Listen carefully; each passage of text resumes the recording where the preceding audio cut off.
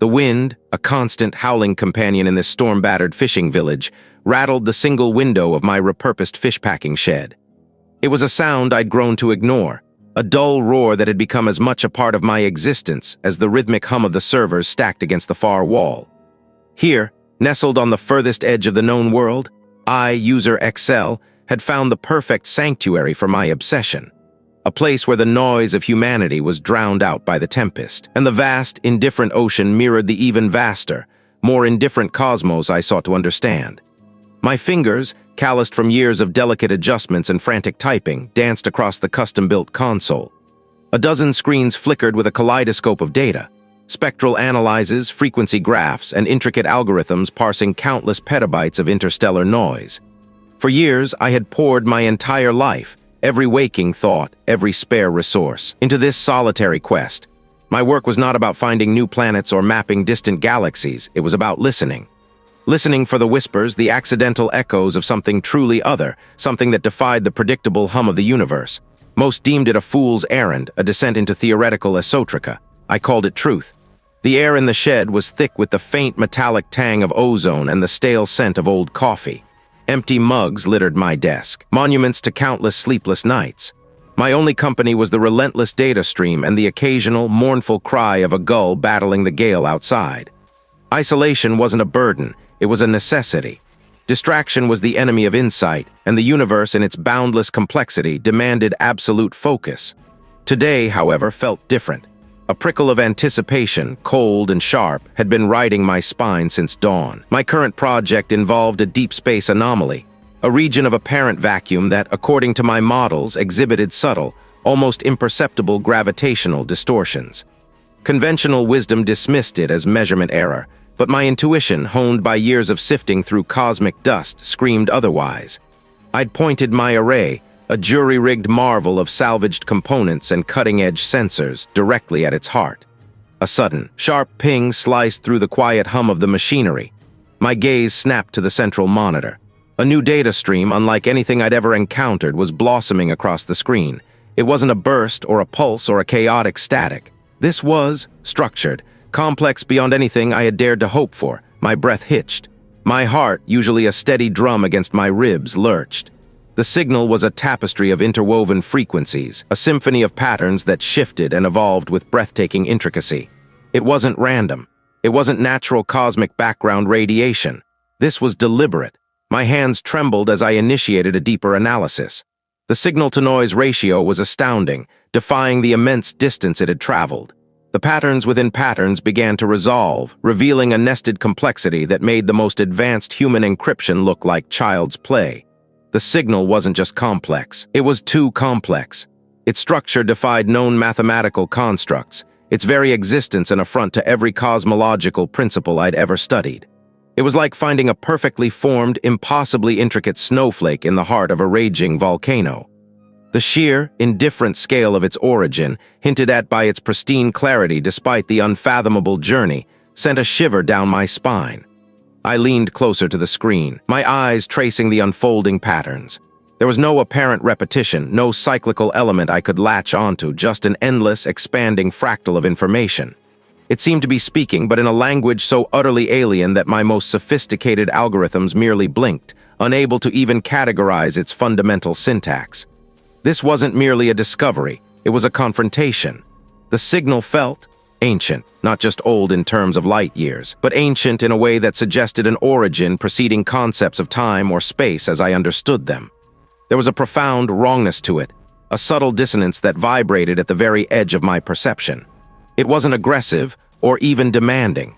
It was simply there, an undeniable presence that seemed to mock the very foundations of my understanding.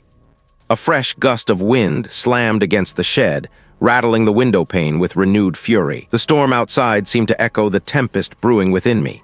My brilliant, solitary quest had just delivered its prize, but the gift felt less like a revelation and more like an open wound.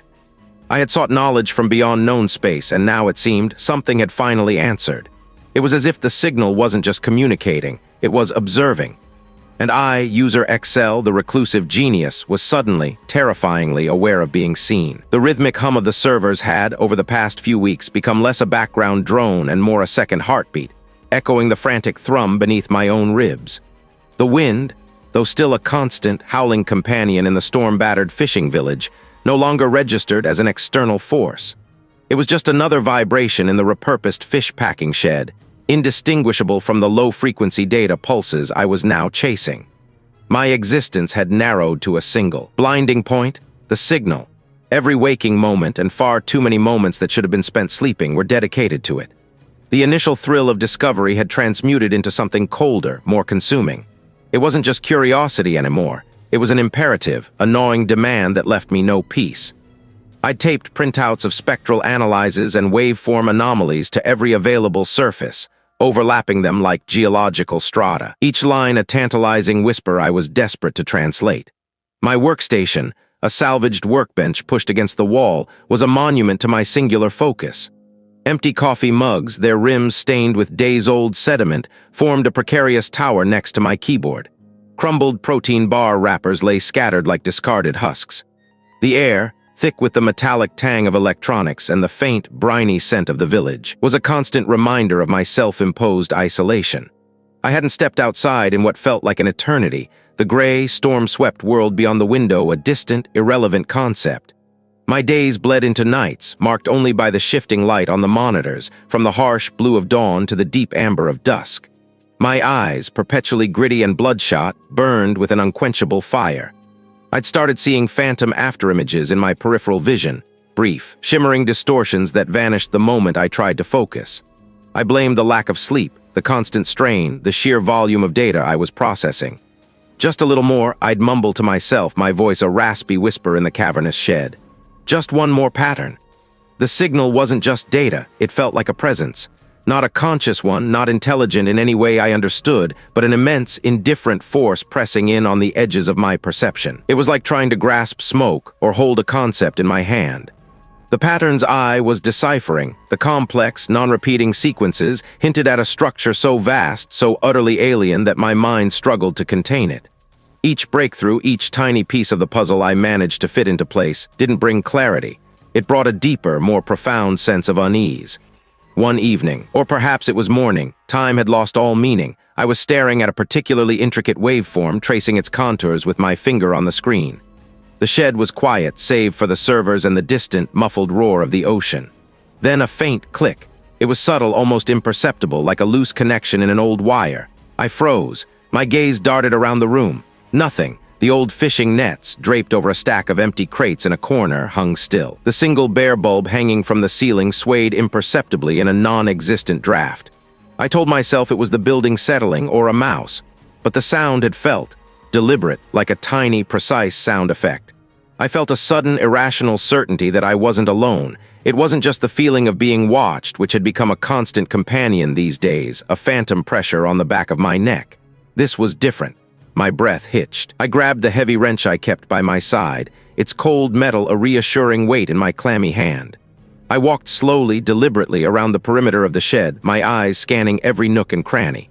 My flashlight beam cut through the gloom, illuminating dust motes dancing in the stale air but revealing nothing else. "Hello?" I called out, my voice cracking slightly. The sound felt absurdly loud, swallowed by the vastness of the shed. Only the hum of the servers answered. I returned to my workstation, the wrench still clutched in my hand, my heart racing. My eyes darted back to the monitor. The waveform was still there, unchanged, but now I saw something new within its chaotic beauty. A subtle distortion, a ripple that hadn't been there moments before, or had it? My perception was so frayed, so unreliable. I rubbed my temples, the skin tender under my fingers. My head ached with a dull, persistent throb. The lack of sleep was eroding my judgment, I knew it. But the paranoia felt too real, too visceral to simply dismiss. The signal, I thought, was doing something to me. It wasn't just data I was processing, it was processing me. Each fragment I decoded felt less like a discovery and more like an insertion, a tiny alien seed planted directly into the soft tissue of my mind. The line between my thoughts and the signal's patterns was blurring, becoming indistinct. I was UserXL, but a part of me felt porous, and it was just beginning to seep in. The patterns I was deciphering, the core meaning I'd begun to grasp, felt less like a discovery and more like a profound violation. It wasn't just data. It was an immense, indifferent force pressing in on the edges of my perception. It was like trying to grasp smoke or hold a concept in my hand, only to find the concept was holding you. I found myself in a storm-battered fishing village, though how I arrived, or when, was a blur. The memory of packing, of the long, winding drive, was a frayed thread I couldn't quite tug into coherence. The air here tasted of salt and something else, a metallic tang that seemed to vibrate in my teeth. Rain lashed at the window panes of the small, rented cottage, rattling the glass like a frantic captive. Outside, the wind howled a mournful, ancient dirge, a sound that felt less like air currents and more like a vast, unseeing presence breathing. My focus narrowed to the mug of lukewarm tea in my hands. The ceramic, once a familiar off-white, now seemed to pulse with a subtle, sickening iridescence under the dim electric light. The glaze wasn't smooth. It held minute, intricate fissures that rearranged themselves as I shifted my gaze, forming impossible geometries that shimmered and dissolved. Was it the light? My eyes? Or was the mug itself reforming? My fingers, tracing the rim, felt alien thick and clumsy, yet also impossibly distant, as if viewing them through a layer of viscous, distorting water. Time, too, had begun to fray. A knock on the cottage door felt simultaneously immediate and as if it had echoed through countless forgotten hours. When I finally opened it, the village postman, drenched in his yellow slicker, stood there, a parcel clutched in his gloved hand. He offered a curt nod, his face ruddy from the wind. "Package for UserXL," he mumbled, his voice a low rumble against the storm. "Thank you," I managed, my voice sounding thin and reedy to my own ears. I took the package. It was a book I'd ordered weeks ago, a treatise on obscure pre-Euclidean mathematics. But as the postman turned to leave, his footsteps on the wet flagstones outside seemed to stretch, each crunch of gravel elongating into a distinct, unnerving thump-thump-thump that echoed long after he'd vanished around the corner of the lane. It wasn't an echo. It was a temporal distortion, a lingering resonance that seemed to stretch the moment of his departure into an eternity. I stood there, clutching the parcel, until the cold seeping from the doorway finally nudged me back inside. The book in my hands felt wrong. The cover, meant to be a simple, dark blue, appeared to subtly shift in hue, cycling through shades of violet and an unsettling, bruised black. I tore at the brown paper wrapping, my movements jerky. The text inside, when I finally opened it, was no longer merely a collection of symbols and arguments. The glyphs, the numbers, the diagrams, they writhed. They were not static ink on paper. They seemed to be alive, constantly rearranging themselves into new, horrifyingly logical structures that defied the established rules of the page. This was the event. A mundane object, a book had become a living manifestation of the signal's influence, its patterns appearing everywhere, even in the very absence of pattern. I saw anti-patterns now, too. The way the condensation ran down the inside of the window pane wasn't random. It formed perfect minute fractals that then dissolved into a pattern of pure, unblemished chaos, a chaos so absolute it felt like an intentional design. My derealization deepened. The village, my cottage, even my own body, felt like poorly rendered simulations. There was anything truly real, or just a projection of the signal's vast, indifferent thought? I needed to speak to someone, anyone, who might see what I was seeing, feel what I was feeling.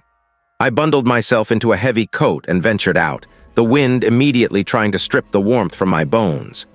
The cobbled main street was deserted, the fishing boats bobbing restlessly in the small harbor, their masts scratching skeletal lines against the bruised sky.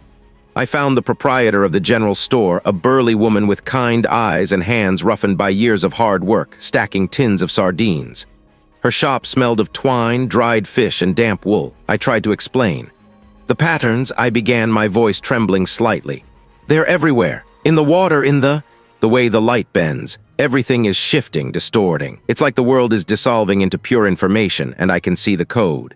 She paused, a tin of mackerel halfway to the shelf, and turned to me, a faint frown creasing her brow. "Aye, the weather's been something fierce, hasn't it, love? Fair shakes the senses, it does. Plenty of folks feeling a bit off with all this rain." She offered a sympathetic but utterly dismissive smile. "Maybe a nice hot cup of broth warm you up." Her words were a wall, impenetrable and solid. She saw a tired, perhaps eccentric, stranger shaken by the storm. She didn't see the cosmic horror unfolding in the mundane creases of reality. It was making my reality utterly incompatible with everyone else's. This was the reveal. The signal wasn't just showing me the meaninglessness of existence. It was actively making me unable to share that terrifying insight, condemning me to an isolation deeper than any I'd ever known. The storm outside felt like a gentle breeze compared to the tempest raging within my mind. The biting wind howled through the narrow alleys of the storm-battered fishing village, a relentless, mournful cry that seemed to echo the emptiness growing inside me. Rain lashed against the grimy window panes of my rented room, each drop a tiny hammer blow against the fragile shell of my sanity. After the encounter with the innkeeper, her oblivious, solid reality a stark contrast to my unraveling when I felt a new kind of dread. The signal wasn't just subtly twisting my own mind, it was subtly twisting everything. The very fabric of perception, the shared consensus of what was real, felt like a threadbare tapestry on the verge of tearing. My equipment, a haphazard arrangement of modified receivers, filters, and custom-built processors, hummed faintly in the gloom. It was a beacon of desperate hope, a last anchor in a sea of encroaching unreality. I hadn't slept properly in days, the taste of stale coffee and metallic fear a constant presence on my tongue. My fingers, trembling slightly, hovered over the main tuning dial. I was determined, yes, but that determination was now laced with a terrifying curiosity, a morbid desire to see just how far the rabbit hole went.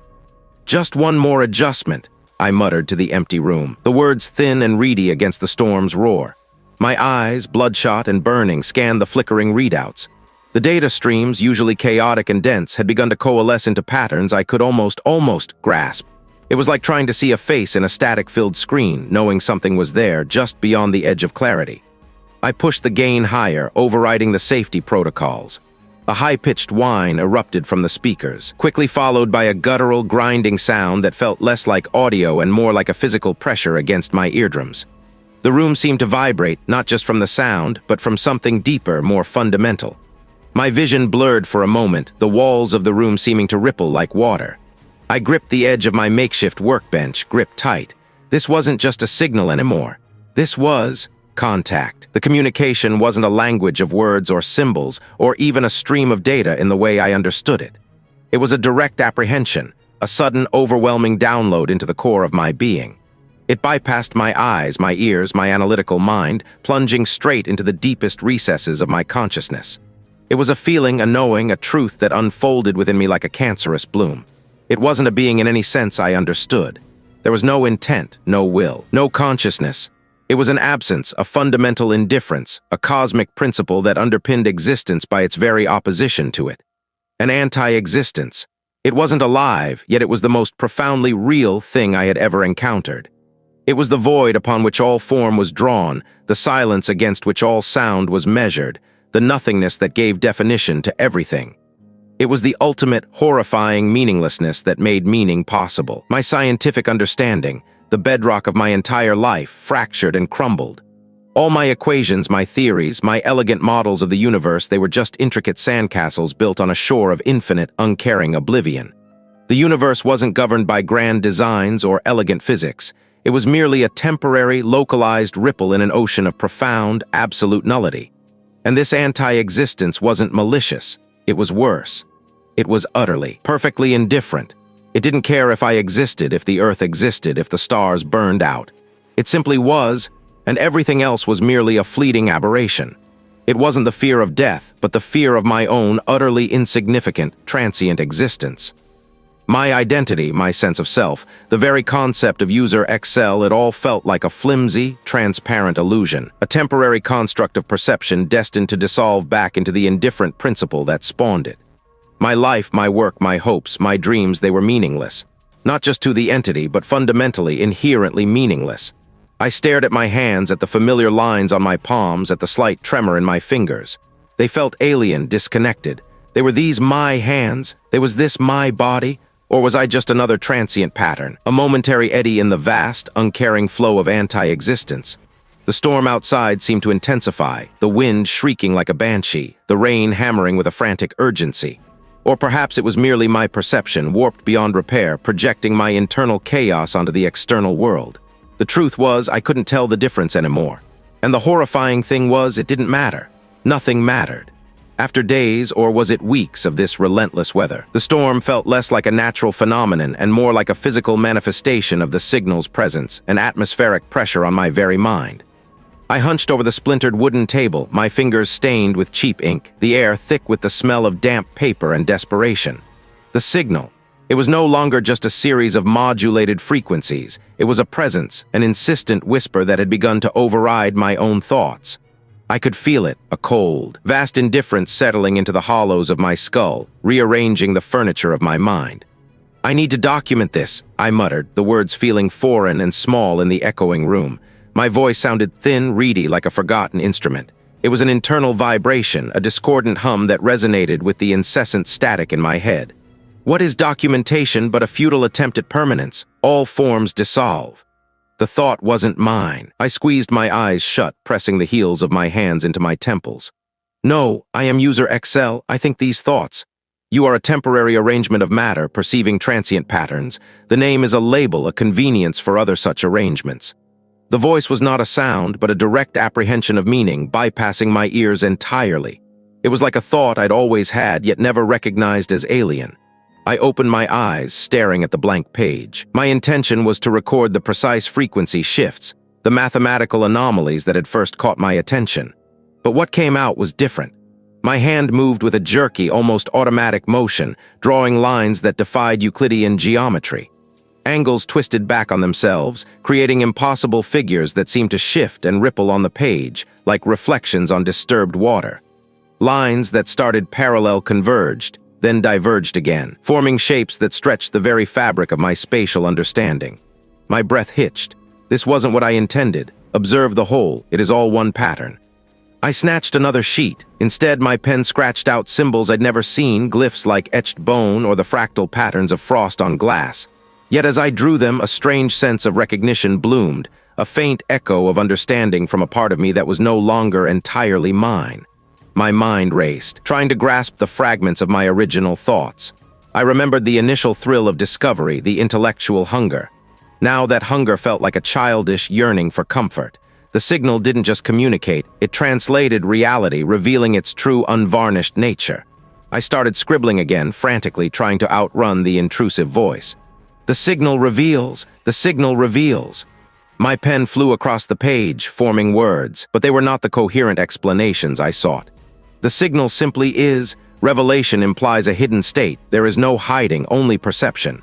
My notes became a chaotic jumble. Form is a temporary resistance to the inevitable. Existence is a fleeting pattern on an infinite canvas. UserXL is a construct. The stars are just dust, and the dust is just potential. The words blurred, running into each other, some in my own hand, others in a script that felt like a memory of a dream. A sudden gust of wind rattled the window pane violently, and a crack spiderwebbed across the glass. I flinched, my gaze drawn to the tiny fractures. They resembled the non-Euclidean angles on my paper, the impossible geometries. The storm wasn't just outside, it was inside the glass, inside my head. I picked up the first page, then the second, then a third. They were a testament to my fragmentation. My attempts at scientific notation devolved into loops and spirals that seemed to depict higher dimensions folding in on themselves. My own internal monologue, the bedrock of my identity, was no longer a singular, continuous stream. It was a duet, a discordant symphony where my voice was fading, becoming a faint echo against the booming, indifferent pronouncements of the entity. Identity is a narrative, a story told by one pattern to itself. It serves no purpose beyond the pattern's brief duration. I could feel it, the subtle erosion of myself. UserXL, the brilliant astrophysicist, the seeker of knowledge, was dissolving.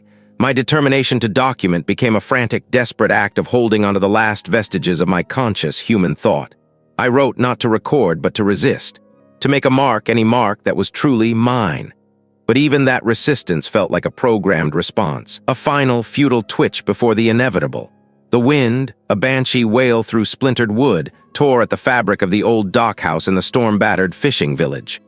Rain lashed the window panes, blurring the already indistinct world outside into a smear of gray and black. I was there huddled, or perhaps it was huddled in the rickety structure, my fingers still twitching near the remnants of my equipment. The last vestiges of my determination to document had indeed become a frantic, desperate act, a clawing at the precipice as the ground beneath my own self gave way. The erosion wasn't subtle anymore. It was a deluge, a tidal wave of alien logic washing over the fragile architecture of my mind. UserXL, the brilliant astrophysicist, the seeker of knowledge, was not just dissolving. I was being reformed, stretched thin across an incomprehensible expanse. My thoughts, once neatly cataloged and filed, now felt like scattered dust motes, each one a universe unto itself, yet utterly disconnected from any central purpose. I remembered the drive here, the frantic flight from the city, drawn by an instinct I couldn't articulate, a magnetic pull towards this desolate edge of the world. The signal had sharpened here, amplified by the vast, open ocean, or perhaps by the sheer desolation that mirrored my own internal landscape. The air tasted of salt and impending annihilation. Every creak of the old timbers, every shriek of the gale seemed to whisper its name, its nature, directly into the core of my being. My breath hitched, a ragged sound in the desolate room. My hands, still recognizably my own, felt wrong, like tools borrowed for a task I no longer understood. I looked at them, tracing the lines on my palms, trying to recall the countless hours they'd spent manipulating complex equations, calibrating sensitive instruments. Now they simply rested, inert, heavy with an unfamiliar weight. The sensation was less like losing a part of myself and more like becoming a vessel, hollowed out and filled with something vast and cold. Then came the shift, not a sudden snap, but a slow, inexorable merging. It began with the sounds. The rain wasn't just water. It was the rhythmic pulse of something ancient, something that had been before stars and would be after their ashes. My vision blurred, not from tears or fatigue, but because the boundaries of my perception were dissolving. The rough wooden walls of the shack shimmered, transparent, revealing not the storm outside, but a swirling vortex of impossible colors, geometries that defied spatial understanding. I felt a profound understanding bloom within me, not through thought, but through pure, unadulterated sensation. It was the communion. My consciousness, a mere drop in an ocean, was being absorbed into the entity's vast, indifferent awareness. There was no resistance left, only a terrifying surrender. The I that was UserXL stretched, attenuated, until it was no longer a distinct point, but a permeable membrane, absorbing and reflecting the entity's unfiltered perception of the cosmos. It was far, far worse. The true nature of the cosmos wasn't a grand design, an intricate clockwork, or a benevolent mystery. Not empty, but overflowing with a horrifying, active meaninglessness. Stars were not beacons of light and life, but random, sputtering accidents, their birth and death utterly inconsequential. Galaxies were not majestic spirals, but transient eddies in an eternal, pointless churn. There was no purpose, no trajectory, no ultimate destination. Everything simply was, and then it wasn't, without reason, without impact. My mind, what was left of it, tried to grasp onto concepts of beauty, order, love, despair. But they were all just human constructs, fragile illusions spun in the brief, flickering consciousness of a sentient species. From the entity's perspective, these emotions were less than dust, less than a whisper in a hurricane.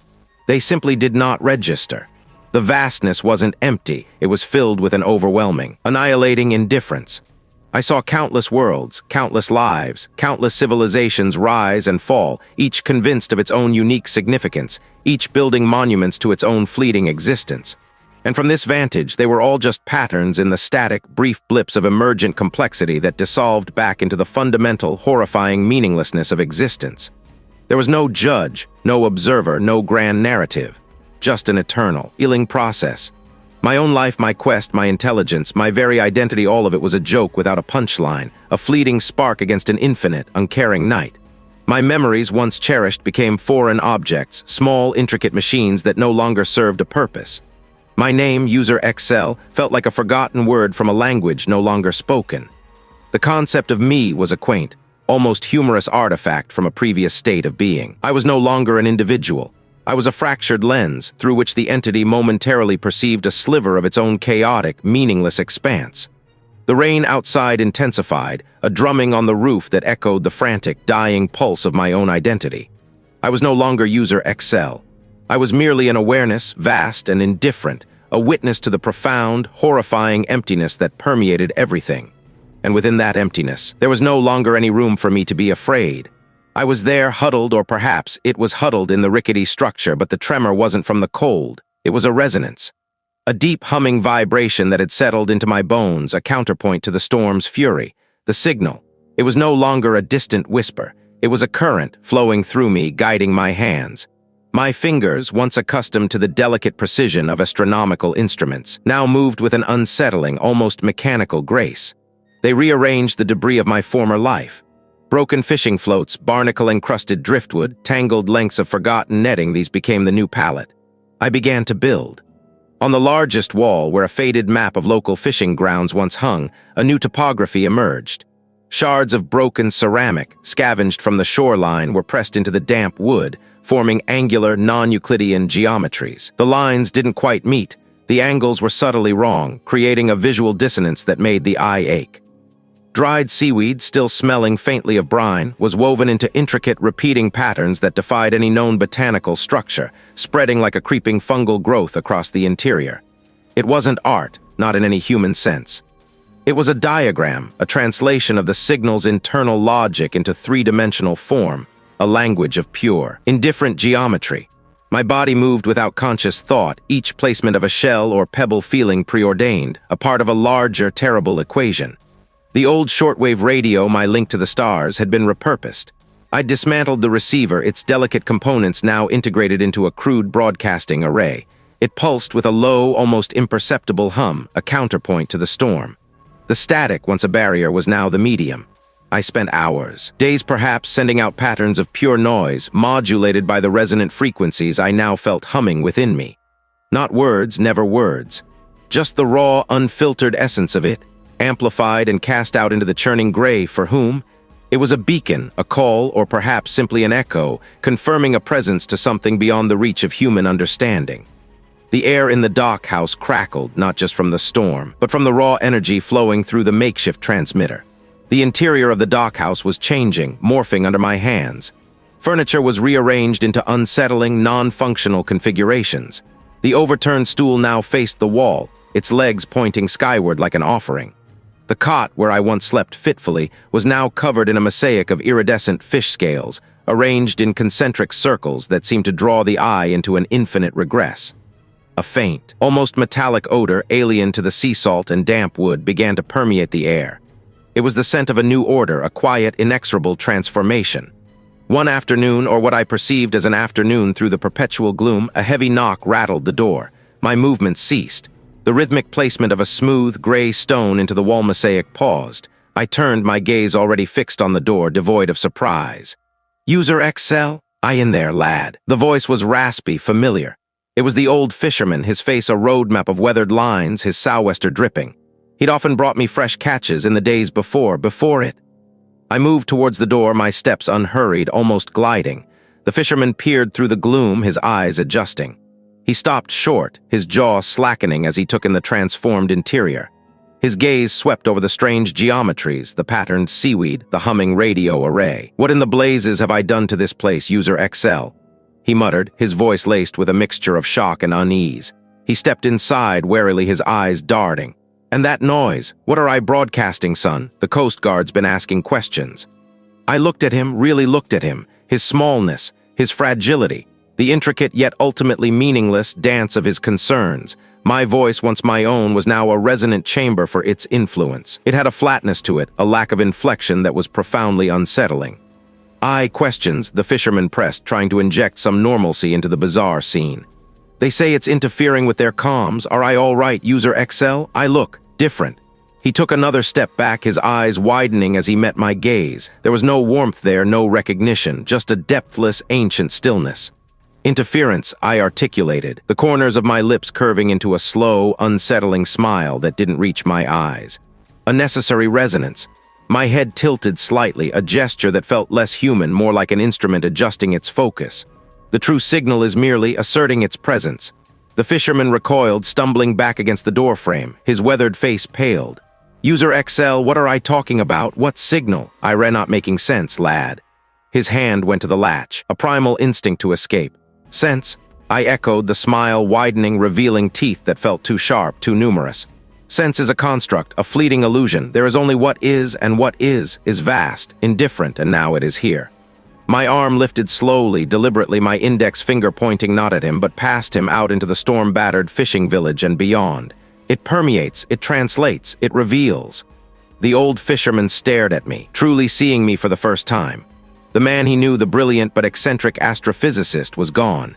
He saw the intricate alien patterns on the walls, heard the low, insistent hum of the broadcast, and understood. The UserXL he knew was merely a vessel now, a conduit for something vast and terrifying. His breath hitched. Without another word, he scrambled out the door, pulling it shut with a desperate clang, his footsteps fading rapidly into the storm. The brief interruption was over. The work continued. The body moved, guided by the signal, a diligent artisan in a workshop of cosmic indifference. The self, the small, fragile I that once was UserXL, had long since dissolved, leaving only the echo of a consciousness, a vacant shell filled with the horrifying, liberating truth of meaninglessness. The storm raged, but within the dock house a different kind of storm had taken hold, one that would not subside. It had only just begun to manifest. The old fisherman recoiled, stumbling back against the rain-slicked planks of the dock. His jaw hung slack, a silent gasp swallowed by the gale.